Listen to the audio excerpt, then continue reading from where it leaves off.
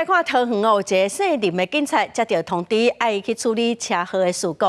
中途煞去弄到一台轿车哦。这个警察酒测竟然超标，嘛予以公共危险罪移送法办，记2期大过免职，伊的主管嘛受到处罚。监视器清楚翕到白色轿车停当红灯，起火警车直接往后壁弄着。代志发生伫七早起8点，中立分局交通中队姓林警员啉酒驶巡逻车要处理车祸案件，经过中丰北路一段兴南路口的时，突然弄到头前的轿车，好佳在无人受伤。那姓林的警员的酒测达到0.69毫克，以公共危险罪嫌移送侦办。依公共危险罪移送法办，后续依相关规定从严就责。0元报请2大过免职，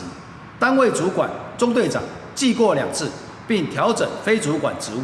分局长记过1次。台湾酒驾防治协会经济新闻露出统计，今年到目前为止，有关警员涉及酒驾违规，甚至出代志的人数至少10位。身为执法者，知法犯法，协会也加以谴责，也公告啉酒的问题，建议啉酒过了后，至少超过12点钟才塞车。